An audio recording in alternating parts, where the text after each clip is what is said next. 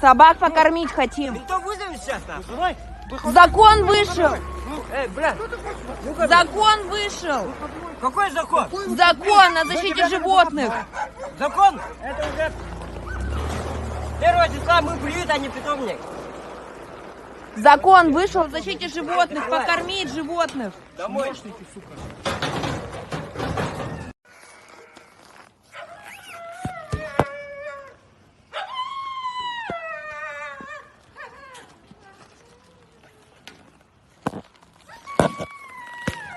Давай вот так сделаем, дай. Нет, дай сюда. Камеру, дай.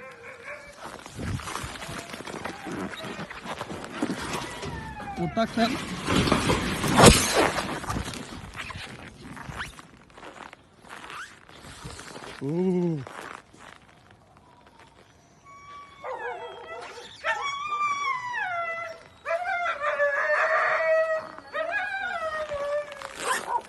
Ты нажал на стоп?